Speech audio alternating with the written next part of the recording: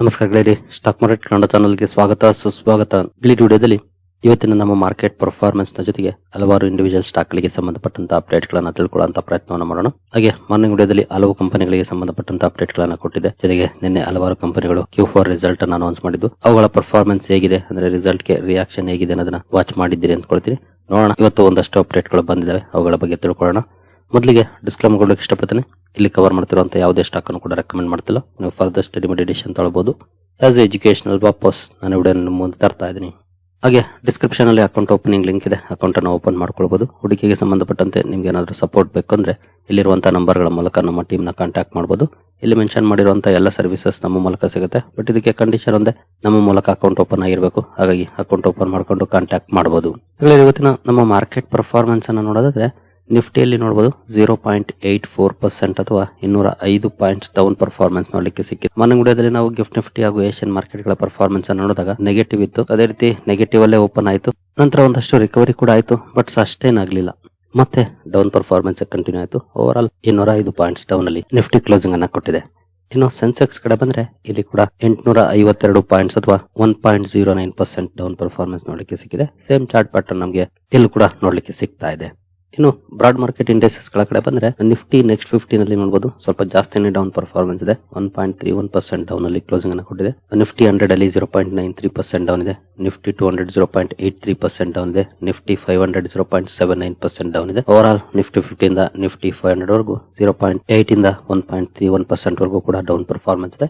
But ಸ್ವಲ್ಪ Nifty next 50 ನಲ್ಲಿ ಜಾಸ್ತಿ ಡೌನ್ ಫಾಲ್ ಇದೆ. ಇನ್ನು ಮಿಡ್ ಕ್ಯಾಪ್ ಕಡೆ ಬಂದ್ರೆ ಮಿಡ್ ಕ್ಯಾಪ್ 50 0.71% ಡೌನ್ ಇದೆ. ಮಿಡ್ ಕ್ಯಾಪ್ 100 ಅಲ್ಲಿ 0.41% ಡೌನ್ ಇದೆ. ಹಾಗೆ ಮಿಡ್ ಕ್ಯಾಪ್ 150 ನಲ್ಲಿ 0.41% ಡೌನ್ ಇದೆ. ಇಲ್ಲಿ 0.4 ಇಂದ 0.7% ವರೆಗೂ ಡೌನ್ ಪರ್ಫಾರ್ಮೆನ್ಸ್ ಇದೆ. Compare to large and Nifty next 50 ಸ್ವಲ್ಪ ಕಡಿಮೆ ಡೌನ್ ಫಾಲ್ ಇದೆ ಅಂತಾನೆ ಹೇಳ್ಬೋದು. ಇನ್ನು ಸ್ಮಾಲ್ ಕ್ಯಾಪ್ ಕಡೆ ಬಂದ್ರೆ ಸ್ಮಾಲ್ ಕ್ಯಾಪ್ 50 0.61% ಡೌನ್ ಇದೆ. ಸ್ಮಾಲ್ ಕ್ಯಾಪ್ 100 ಅಲ್ಲೂ ಕೂಡ 0.61% ಡೌನ್ ಇದೆ. ಸ್ಮಾಲ್ ಕ್ಯಾಪ್ 250 ನಲ್ಲಿ 0.55% ಡೌನ್ ಇದೆ. ಅಂದ್ರೆ above of % down performance small cap ಅಲ್ಲೂ ಕೂಡ ನೋಡ್ಲಿಕ್ಕೆ ಸಿಕ್ಕಿದೆ. Over all small cap, mid cap, large cap ಎಲ್ಲ ಕಡೆ ಡೌನ್ ಪರ್ಫಾರ್ಮೆನ್ಸ್ ನೋಡ್ಲಿಕ್ಕೆ ಸಿಕ್ಕಿದೆ. ಇನ್ನು ಮೈಕ್ರೋ ಕ್ಯಾಪ್ ಅಲ್ಲಿ ಸ್ವಲ್ಪ ಕಡಿಮೆ ಡೌನ್ ಇದೆ, ಜಸ್ಟ್ 0.22% ಡೌನ್ ಪರ್ಫಾರ್ಮೆನ್ಸ್ ನೋಡ್ಲಿಕ್ಕೆ ಸಿಕ್ಕಿದೆ ಇವತ್ತು. ಇನ್ನು ಸೆಕ್ಟೋರಲ್ ಇಂಡೆಕ್ಸಸ್ ಗಳ ಪರ್ಫಾರ್ಮೆನ್ಸ್ ಅನ್ನು ನೋಡೋದಾದ್ರೆ ನಿಫ್ಟಿ ಆಟೋದಲ್ಲಿ ಇವತ್ತು ನೋಡಬಹುದು 2.35% ವರೆಗೂ ಡೌನ್ ಪರ್ಫಾರ್ಮೆನ್ಸ್ ಇದೆ. ಹಾಗೆ ನಿಫ್ಟಿ ಬ್ಯಾಂಕ್ ಅಲ್ಲಿ 1.43% ಡೌನ್ ಇದೆ. ಫೈನಾನ್ಷಿಯಲ್ ಸರ್ವಿಸಸ್ 1.42% ಡೌನ್ ಇದೆ. FMCG ಸ್ವಲ್ಪ ಕಡಿಮೆ ಬಿದ್ದಿದೆ ಅಂತಾನೆ ಹೇಳ್ಬೋದು, ಜಸ್ಟ್ 0.11% ಡೌನ್ ಇದೆ. IT ನಲ್ಲಿ ಇವತ್ತು ಕೂಡ ಮೋರ್ ದನ್ 1% ಡೌನ್ ಫಾಲ್ ಇದೆ. ಮೀಡಿಯಾ 0.9% ಪಾಸಿಟಿವ್ ಇದೆ. ಮೆಟಲ್ ಅಲ್ಲಿ 0.82% ನೆಗೆಟಿವ್ ಇದೆ. ಫಾರ್ಮಾ ಒಳ್ಳೆ ಪರ್ಫಾರ್ಮೆನ್ಸ್ ಅನ್ನ ಮಾಡಿದೆ ಇವತ್ತು, 2.36% ಪಾಸಿಟಿವ್ ಅಲ್ಲಿ ಪರ್ಫಾರ್ಮೆನ್ಸ್ ಅನ್ನ ಮಾಡಿದೆ. PSU ಬ್ಯಾಂಕ್ ಗಳಲ್ಲಿ 2.19% ಡೌನ್ ಫಾಲ್ ಇದೆ. ರಿಯಾಲಿಟಿ ನಲ್ಲಿ 1.83% ಡೌನ್ ಇದೆ. ಪ್ರೈವೇಟ್ ಬ್ಯಾಂಕ್ಸ್ 1.31% ಡೌನ್ ಇದೆ. ಹೆಲ್ತ್ ಕೇರ್ ಇವತ್ತು ಒಳ್ಳೆ ಪರ್ಫಾರ್ಮೆನ್ಸ್ ಅನ್ನ ಮಾಡಿದೆ, 2.11% ಪಾಸಿಟಿವ್ ಇದೆ. ಕನ್ಸ್ಯೂಮರ್ ಡ್ಯೂರಬಲ್ಸ್ ಅಲ್ಲಿ ನಿಯರ್ಲಿ 2% ಡೌನ್ ಇದೆ. ಆಯಿಲ್ ಅಂಡ್ ಗ್ಯಾಸ್ 0.76% ಡೌನ್ ಇದೆ. ಕೆಮಿಕಲ್ ಅಲ್ಲಿ 0.25% ಪಾಸಿಟಿವ್ ಪರ್ಫಾರ್ಮೆನ್ಸ್ ಇದೆ. ಅಂದ್ರೆ ಇತ್ತೀಚಿನ ದಿನಗಳಲ್ಲಿ ಕಂಡು ಬಂದಂತಹ ಮಾರ್ಕೆಟ್ ಪರ್ಫಾರ್ಮೆನ್ಸ್ ಗೆ ಕಂಪೇರ್ ಮಾಡಿದ್ರೆ ಇವತ್ತು ಸ್ವಲ್ಪ ಜಾಸ್ತಿನೇ ಬಿದ್ದಿದ್ದಾವೆ ಮೆಜಾರಿಟಿ ಇಂಡೈಸಸ್. ಬಟ್ ಫಾರ್ಮಾ ಹಾಗೂ ಮೀಡಿಯಾ ಒಳ್ಳೆ ಪರ್ಫಾರ್ಮೆನ್ಸ್ ಅನ್ನ ಮಾಡಿದ್ವು. ಇವನ್ ಕೆಮಿಕಲ್ ಸೆಕ್ಟರ್ ಕೂಡ ಇವತ್ತು ಒಳ್ಳೆ ಪರ್ಫಾರ್ಮೆನ್ಸ್ ಅನ್ನ ಮಾಡಿದೆ. ಅಂದ್ರೆ ಇತ್ತೀಚಿನ ದಿನಗಳಿಗೆ ಕಂಪೇರ್ ಮಾಡಿದ್ರೆ ಸ್ವಲ್ಪ ಜಾಸ್ತಿ ಡೌನ್ ಪರ್ಫಾರ್ಮೆನ್ಸ್ ಇದೆ ನಮ್ಮ ಮಾರ್ಕೆಟ್ ಅಲ್ಲಿ ಇವತ್ತು. ಬಟ್ ಕೆಲವು ಸೆಕ್ಟರ್ಸ್ ಇವತ್ತು ಕೂಡ ಒಳ್ಳೆ ಪರ್ಫಾರ್ಮೆನ್ಸ್ ಅನ್ನೇ ಮಾಡಿದಾವೆ. ಸ್ವಲ್ಪ ಜಾಸ್ತಿ ಡೌನ್ ಫಾಲ್ ಅಂದ್ರೆ ಅದು ಆಟೋ ಸೆಕ್ಟರ್ ಅಲ್ಲಿ ಬಂದಿದೆ. ಹಾಗೆ ಕನ್ಸ್ಯೂಮರ್ ಡ್ಯೂರಬಲ್ಸ್ ಅಲ್ಲಿ ಇದೆ. PSU ಬ್ಯಾಂಕ್ ಗಳಲ್ಲಿದೆ. ಇನ್ನು health care and pharma outperform ಮಾಡಿದ್ದೇವೆ ಇವತ್ತು. ಸೊ ಓವರ್ ಆಲ್ ಕಳೆದ 15 ದಿನಗಳಲ್ಲಿ ಏನು ಮಾರ್ಕೆಟ್ ಅಲ್ಲಿ ಅಥವಾ ಪೋರ್ಟ್ಫೋಲಿಯೋ ಲೆವೆಲ್ ಅಲ್ಲಿ ಅಟ್ಲೀಸ್ಟ್ ಪಾಸಿಟಿವ್ ಪರ್ಫಾರ್ಮೆನ್ಸ್ ಇತ್ತು, ಇವತ್ತು ಒಂದಷ್ಟು ನೆಗೆಟಿವ್ ಪರ್ಫಾರ್ಮೆನ್ಸ್ ಗೆ ಕಾರಣ ಆಗಿದೆ. ಇದು ಕಾಮನ್ ಆಗಿರುತ್ತೆ, ಇದೇನು ಆಶ್ಚರ್ಯ ಪಡುವಂತದ್ದೇನಲ್ಲ. ಈ ರೀತಿಯ ಪರ್ಫಾರ್ಮೆನ್ಸ್ ಇದ್ದೇ ಇರುತ್ತೆ. ಮಾರ್ಕೆಟ್ ಯಾವತ್ತು ಒನ್ ಸೈಡೆಡ್ ಆಗಿ ಹೋಗೋದಿಲ್ಲ. ರ್ಯಾಲಿ ಆಗ್ಲಿ ಡೌನ್ ಫಾಲ್ ಆಗ್ಲಿ ಮಧ್ಯೆ ಒಂದೊಂದ್ ದಿನ ರಿವರ್ಸ್ ಅಲ್ಲಿ ಇದ್ದೇ ಇರುತ್ತೆ. ಆ ರೀತಿ ರಿವರ್ಸ್ ಅಲ್ಲಿ ಇದೆ. ನೋಡೋಣ ಮುಂದುವರೆದು ನಾಳೆ ಯಾವ ರೀತಿ ಪರ್ಫಾರ್ಮೆನ್ಸ್ ಬರುತ್ತೆ ಅಂತ. ಹಾಗೆ ಇವತ್ತಿನ ಈ ರೀತಿ ಪರ್ಫಾರ್ಮೆನ್ಸ್ ನೋಡ್ಲಿಕ್ಕೆ ಸಿಗೋದಕ್ಕೆ ಕಾರಣಗಳೇನಾದ್ರೂ ಇದೆಯಾ ಅಂತ ನೋಡೋದಾದ್ರೆ ಮೊದಲಿಗೆ ಗ್ಲೋಬಲ್ ಮಾರ್ಕೆಟ್ ಗಳನ್ನ ನೋಡಿದ್ರೆ ಗ್ಲೋಬಲ್ ಕ್ಯೂಸ್ ನೋಡಬಹುದು ನೆಗೆಟಿವ್ ಇದೆ. ಎಲ್ಲೋ ಏನಂತ ಪಾಸಿಟಿವ್ ಪರ್ಫಾರ್ಮೆನ್ಸ್ ಇಲ್ಲ. ಅಲ್ಲಲ್ಲೇ ಕೆಲವು ಮಾರ್ಕೆಟ್ ಗಳು ಸ್ವಲ್ಪ ಪಾಸಿಟಿವ್ ಇದ್ದಾವೆ, ಬಟ್ ನಾಟ್ ಆಲ್ ಮಾರ್ಕೆಟ್ಸ್. ಅಂದ್ರೆ ಗ್ಲೋಬಲ್ ಕ್ಯೂಸ್ ನೆಗೆಟಿವ್ ಇದೆ. ಏಷ್ಯನ್ ಮಾರ್ಕೆಟ್ ಗಳು ಕೂಡ ನೆಗೆಟಿವ್ ಅಲ್ಲೇ ಪರ್ಫಾರ್ಮೆನ್ಸ್ ಅನ್ನ ಮಾಡಿದಾವೆ. ಕೆಲವೇನಂತ ದೊಡ್ಡ ಪಾಸಿಟಿವ್ ಪರ್ಫಾರ್ಮೆನ್ಸ್ ಇಲ್ಲ. ಮೆಜಾರಿಟಿ ಇಂಡೈಸಸ್ ನೆಗೆಟಿವ್ ಅಲ್ಲೇ ಟ್ರೇಡ್ ಆಗ್ತವೆ. ಜೊತೆಗೆ ಕ್ರೂಡ್ ಅಲ್ಲೂ ಕೂಡ ಒಂದಷ್ಟು ಪಾಸಿಟಿವ್ ಪರ್ಫಾರ್ಮೆನ್ಸ್ ಇದೆ. ಅಂದ್ರೆ ಅಪ್ ಟು 2% ವರೆಗೂ ಪಾಸಿಟಿವ್ ಇದೆ. 100 ಕ್ರಾಸ್ ಮಾಡಿತ್ತು ಮಾರ್ನಿಂಗ್ ನೋಡಿದ್ವಿ ನಾವು. ಎಲಿವೇಟೆಡ್ ಪರ್ಫಾರ್ಮೆನ್ಸ್ ಮುಂದುವರೆದಿದೆ ಕ್ರೂಡ್ ಅಲ್ಲಿ. ಜೊತೆಗೆ ರುಪಿ ಕೂಡ ಅಲ್ಲಿ ಕಾಂಟ್ರಿಬ್ಯೂಷನ್ ಮಾಡ್ತಾ ಇದೆ. ಯಾವಾಗ RBI ಒಂದಷ್ಟು ಸಡಿಲ ಮಾಡ್ತು ಡಾಲರ್ ರುಪಿ ಟ್ರೇಡಿಂಗ್ ಗೆ ಸಂಬಂಧಪಟ್ಟಂತೆ, ಇಮಿಡಿಯೇಟ್ ಡಾಲರ್ ಸ್ಟ್ರಾಂಗ್ ಆಗಿದೆ, ರುಪಿ ವೀಕ್ ಆಗಿದೆ. 94 ಕ್ರಾಸ್ ಮಾಡಿಬಿಟ್ಟಿದೆ ನೋಡಬಹುದು. ಒಳ್ಳೆ ಸ್ಟ್ರಾಂಗ್ ಪರ್ಫಾರ್ಮೆನ್ಸ್ ನೋಡ್ಲಿಕ್ಕೆ ಸಿಕ್ಕಿತ್ತು ನೋಡಬಹುದು, ಆಲ್ಮೋಸ್ಟ್ 2.5%. ಬಟ್ ಮತ್ತೆ ವೀಕ್ನೆಸ್ ಮುಂದುವರೆದಿದೆ ಆಫ್ಟರ್ RBI ಇಂಟರ್ವಲ್ ನ ನಂತರ.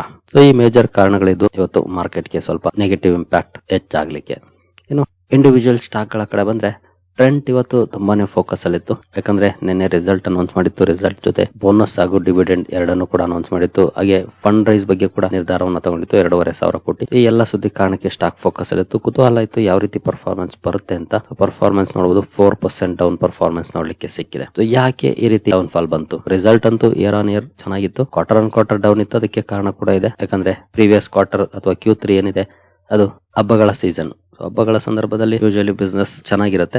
ಸೊ ಸೀಸನಾಲಿಟಿ ಇಂಪ್ಯಾಕ್ಟ್, ಹಾಗಾಗಿ ಕ್ವಾರ್ಟರ್ ಆನ್ ಕ್ವಾರ್ಟರ್ ಡೌನ್ ಇತ್ತು. ಬಟ್ ಸ್ಟಿಲ್ ಸ್ಟಾಕ್ ಅಲ್ಲಿ ಡೌನ್ ಫಾಲ್ ಇದೆ. ಜೊತೆಗೆ ಬೋನಸ್ ಅನ್ನು ಕೂಡ ಅನೌನ್ಸ್ ಮಾಡಿತ್ತು. ಹಾಗಾದ್ರೆ ಯಾವೆಲ್ಲ ಪಾಯಿಂಟ್ಸ್ ಕಂಪನಿಯ ಅಂಡರ್ ಪರ್ಫಾರ್ಮೆನ್ಸ್ ಗೆ ಕಾಂಟ್ರಿಬ್ಯೂಷನ್ ಮಾಡುದು, ಹಾಗೆ ಅನಲಿಸ್ಟ್ ಏನ್ ಹೇಳ್ತಾರೆ ಅಂತ ನಾವು ನೋಡೋದಾದ್ರೆ ಸಿಟಿ ಅವರು ಟ್ರೆಂಟ್ ಬಗ್ಗೆ ಹೇಳಿದ್ದಾರೆ ನೋಡಬಹುದು. Trent beat its revenue, EBITDA and profit estimates. Citi ಏನು ಎಕ್ಸ್ಪೆಕ್ಟ್ ಮಾಡಿತ್ತು ಅದನ್ನ ಬೀಟ್ ಮಾಡಿದೆ ನಂಬರ್ಸ್. ಹಾಗೆ ಎಬಿಡಾ growth primarily driven by gross margin. The gross margin likely benefited from inventory provisioning reversal. Inventory provisioning reversal ಮಾಡಿರೋ ಕಾರಣಕ್ಕೆ ಗ್ರಾಸ್ ಮಾರ್ಜಿನ್ ಬೆನಿಫಿಟ್ ಆಗಿರಬಹುದು ಅಂತ ಹೇಳ್ತಿದ್ದಾರೆ. ಹಾಗೆ ಬರ್ನ್ಸ್ಟೀನ್ ಅವರು company growth and margin beat ಮಾಡಿದೆ, but right issue didn't excite, ಅದು excitement ಅನ್ನ ತಂದಿಲ್ಲ ಅಂತ ಹೇಳ್ತಿದ್ದಾರೆ. In the medium term, analysts expect trend to maintain 30% growth trajectory with stable 11% operating margin. ಜೊತೆಗೆ it noted that macro conditions could be potential headwinds which could impact input cost inflation, supply disruption and cause demand uncertainty. ಅಂದ್ರೆ ಸದ್ಯದ ಮಟ್ಟಿಗೆ short term ಅಲ್ಲಿ ಒಂದಷ್ಟು negative impacts ಇದೆ because of global concerns ಅಥವಾ global ಅಥವಾ ಜಿಯೋಪೊಲಿಟಿಕಲ್ tensions ಕಾರಣಕ್ಕೆ ಒಂದಷ್ಟು ಇಂಪ್ಯಾಕ್ಟ್ ಆಗ್ಬೋದು ಅಂತ ಹೇಳ್ತಿದ್ದಾರೆ. ಸೊ ಜೊತೆಗೆ ಇನ್ನೊಂದು ಕನ್ಸರ್ನಿಂಗ್ ಪಾಯಿಂಟ್ ಏನಂತಂದ್ರೆ ಕಂಪನಿ ಸ್ಪೆಸಿಫಿಕ್ ಆಗಿ SSG ಅಂತ ಏನ್ ಕರೀತಾರೆ, ಸೇಮ್ ಸ್ಟೋರ್ ಸೇಲ್ಸ್ ಗ್ರೋತ್, ಅದನ್ನ ಮೆನ್ಷನ್ ಮಾಡಿಲ್ಲ. ಬಟ್ ಓವರ್ ಆಲ್ ಕಂಪನಿಯ ನಂಬರ್ಸ್ ನ ಅನಲೈಸ್ ಮಾಡಿದಾಗ ಸಿಗೋದೇನಂತಂದ್ರೆ same store sales growth stabilise ಆಗಿದೆ, ಇಂಪ್ರೂವ್ ಆಗಿಲ್ಲ. ಮೆಜಾರಿಟಿ ಕಂಪನಿಯ ಗ್ರೋತ್ ಏನಿದೆ ಅದು ಹೊಸ ಸ್ಟೋರ್ಸ್ ಅಡಿಷನ್ ಕಾರಣಕ್ಕೆ ಆಗಿರುವಂತದ್ದು. ಇದು ಕೂಡ ಒಂದು ಕನ್ಸರ್ನಿಂಗ್ ಪಾಯಿಂಟ್ ಕಂಪನಿಯ ನಂಬರ್ಸ್ ಅಲ್ಲಿ. ಮೇಲ್ನೋಟಕ್ಕೆ ಚೆನ್ನಾಗಿದೆ, ಬಟ್ ಒಳಗಡೆ ಡೀಪ್ ಡೈವ್ ಮಾಡಿದಾಗ ನಿಯರ್ ಟರ್ಮ್ ಅಲ್ಲಿ ಒಂದಷ್ಟು ಹೆಡ್ವಿಂಡ್ಸ್ ಇದೆ. ಹಾಗಾಗಿ ಸ್ಟಾಕ್ ಅಲ್ಲಿ ಬೋನಸ್ ಅನೌನ್ಸ್ ಮಾಡಿದ್ರು ಕೂಡ ಎಕ್ಸೈಟ್ಮೆಂಟ್ ಇಲ್ಲ. ನಾರ್ಮಲ್ ಆಗಿ ಪರ್ಫಾರ್ಮೆನ್ಸ್ ಕಂಟಿನ್ಯೂ ಆಗಿದೆ, ಅದರಲ್ಲೂ 4% ಡೌನ್ ಫಾಲ್ ನೋಡ್ಲಿಕ್ಕೆ ಸಿಕ್ಕಿದೆ ಇವತ್ತು. ಜೊತೆಗೆ ಕಂಪನಿ ಬಿಸ್ನೆಸ್ ಅಪ್ಡೇಟ್ಸ್ ಅನ್ನ ರಿಲೀಸ್ ಮಾಡಿದಂತಹ ಸಂದರ್ಭದಲ್ಲಿ ಒಳ್ಳೆ ರಿಯಾಕ್ಷನ್ ಮಾಡಿತ್ತು. ಹಾಗಾಗಿ ಈಗಾಗಲೇ ಪ್ರೈಸ್ ಡಿನ್ ಆಗ್ಬಿಟ್ಟಿದೆ ಗ್ರೋತ್ ಗೆ. ಸೊ ಮೇ ಬಿ ಇನ್ನು ಫರ್ದರ್ ಎಕ್ಸೈಟ್ಮೆಂಟ್ ಏನಾದ್ರು ಇದ್ದಿದ್ರೆ ಒಳ್ಳೆ ಪರ್ಫಾರ್ಮೆನ್ಸ್ ಬರ್ತಿತ್ತೆ. ಈ ರೀತಿಯ ಸನ್ನಿವೇಶಗಳು ಸದ್ಯದ ಮಟ್ಟಿಗೆ ಸ್ಟಾಕ್ ಅಲ್ಲಿ ಇದೆ. ನೋಡೋಣ ಮುಂದುವರೆದು ನಾಳೆ ಏನಾದ್ರು ರಿವರ್ಸಲ್ ಪರ್ಫಾರ್ಮೆನ್ಸ್ ನೋಡ್ಲಿಕ್ಕೆ ಸಿಗುತ್ತಾ ಅಂತ. ಬಟ್ ಸದ್ಯದ ಮಟ್ಟಿಗೆ ನಿಯರ್ ಟರ್ಮ್ ಅಲ್ಲಿ ಒಂದಷ್ಟು ಚಾಲೆಂಜಸ್ ಇದೆ ಕಂಪನಿಗೆ. ಇನ್ನು ನೆಕ್ಸ್ಟ್ ಸ್ಟಾಕ್ ಗೆ ಬರೋದಾದ್ರೆ ಒರಾಕಲ್ ಫೈನಾನ್ಷಿಯಲ್ ಸರ್ವಿಸಸ್ ನಿನ್ನೆ ರಿಸಲ್ಟ್ ಅನ್ನು ಅನೌನ್ಸ್ ಮಾಡಿತ್ತು. OFSS ಕಂಪನಿ ನೋಡಬಹುದು ನಿಯರ್ಲಿ 8% ಪಾಸಿಟಿವ್ ಪರ್ಫಾರ್ಮೆನ್ಸ್ ನೋಡ್ಲಿಕ್ಕೆ ಸಿಕ್ಕಿದೆ. ಒನ್ ಸೈಡೆಡ್ ಪರ್ಫಾರ್ಮೆನ್ಸ್ ಅಂತಾನೆ ಹೇಳ್ಬೋದು ಇವತ್ತು. ರಿಸಲ್ಟ್ ಚೆನ್ನಾಗಿತ್ತು, ರಿಯಾಕ್ಷನ್ ಕೂಡ ಚೆನ್ನಾಗಿದೆ ಸ್ಟಾಕ್ ಅಲ್ಲಿ.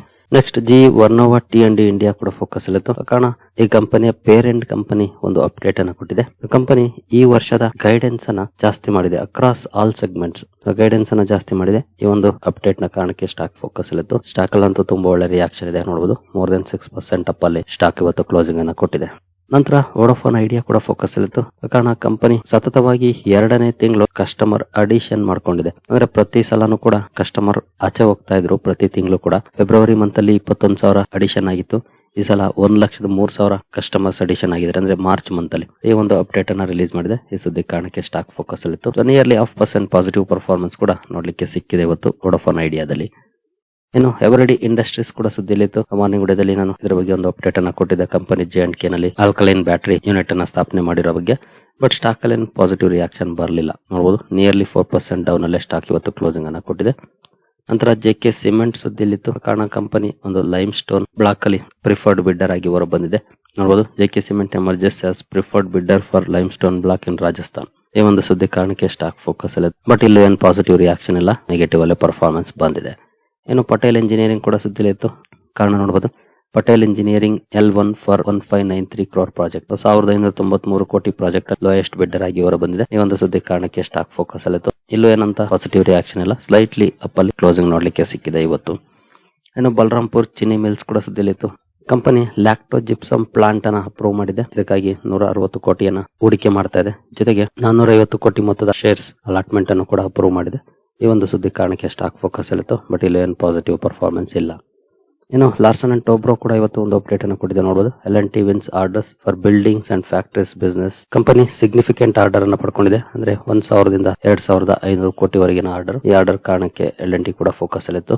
ನಂತರ ಜೆ ಕುಮಾರ್ ಇನ್ಫ್ರಾ ಪ್ರಾಜೆಕ್ಟ್ಸ್ ಕೂಡ ಸುದ್ದಿಲಿತ್ತು. ಕಾರಣ ನೋಡಬಹುದು, ಕಂಪನಿಗೆ 2,487 ಕೋಟಿ LOA ಸಿಕ್ಕಿದೆ, ಲೆಟರ್ ಆಫ್ ಅಕ್ಸೆಪ್ಟೆನ್ಸ್. ಅಂದ್ರೆ 2,487 ಕೋಟಿ ಆರ್ಡರ್ ಸಿಕ್ಕಿದೆ from Mumbai metro rail corporation, ಹಾಗೆ ಮುನ್ಸಿಪಲ್ ಕಾರ್ಪೊರೇಷನ್ ಆಫ್ ಗ್ರೇಟರ್ ಮುಂಬೈಯಿಂದ ಸಿಕ್ಕಿರುವಂತಹ ಪ್ರಾಜೆಕ್ಟ್ ಇದು. ಸದ್ಯ ಕಾರಣಕ್ಕೆ ಜೆ ಕುಮಾರ್ ಇನ್ಫ್ರಾ ಕೂಡ ಫೋಕಸ್ ಅಲ್ಲಿತ್ತು. ಸರಿಗಳೇ, ನಿಮ್ಗೇನಾದ್ರೂ ಸ್ಟಾಕ್ ಮಾರ್ಕೆಟ್ ಬಗ್ಗೆ ಕಲಿಯುವಂತ ಆಸಕ್ತಿ ಇದ್ರೆ ನಮ್ಮ ತರಬೇತಿ ಕಾರ್ಯಕ್ರಮ ಇದೆ, ಇಂಟ್ರೆಸ್ಟ್ ಇರೋರು ಜಾಯ್ನ್ ಆಗ್ಬೋದು. ಇದು ಪ್ಯೂರ್ಲಿ ಎಜುಕೇಶನಲ್ ಕಂಟೆಂಟ್ ಅನ್ನು ಹೊಂದಿರುತ್ತೆ. ಇಲ್ಲಿ ಯಾವುದೇ ರೀತಿ ಸ್ಟಾಕ್ ರೆಕಮೆಂಡೇಶನ್ ಇರೋದಿಲ್ಲ. ಬಟ್ ಒಂದೊಳ್ಳೆ ಕಂಪನಿಯನ್ನ ಹೇಗೆ ಹುಡುಕಬೇಕು, ಏನೆಲ್ಲ ಸ್ಟಡಿ ಮಾಡಬೇಕು, ಇದ್ರ ಬಗ್ಗೆ ಮಾಹಿತಿ ಇರುತ್ತೆ. ಲೈಫ್ ಲಾಂಗ್ ಸ್ಟಾಕ್ ಮಾರ್ಕೆಟ್ ಜರ್ನಿಲಿ ಉಪಯೋಗಕ್ಕೆ ಬರುವಂತ ಕಂಟೆಂಟ್ ಅನ್ನು ಹೊಂದಿರುತ್ತೆ. ಇಂಟ್ರೆಸ್ಟ್ ಇರೋರು ಇಮೇಲ್ ಮೂಲಕ ಸಂಪರ್ಕ ಮಾಡಬಹುದು. ಸರಿಗಳೇ, ಈ ಎಲ್ಲ ಅಪ್ಡೇಟ್ಸ್ ನಿಮಗೆ ಇಷ್ಟ ಆಗಿದೆ ಅನ್ಕೊಳ್ತೀನಿ. ಹಾಗೆ ಡಿಸ್ಕ್ರಿಪ್ಷನ್ ಅಲ್ಲಿ ಅಕೌಂಟ್ ಓಪನಿಂಗ್ ಲಿಂಕ್ ಇದೆ, ಅಕೌಂಟ್ ಅನ್ನು ಓಪನ್ ಮಾಡ್ಕೊಳ್ಬಹುದು. ಮುಂದಿನ ವಿಡಿಯೋದಲ್ಲಿ ಸಿಗೋಣ. ಅಲ್ಲಿವರೆಗೂ ಜೈ ಹಿಂದ್, ಜೈ ಕರ್ನಾಟಕ.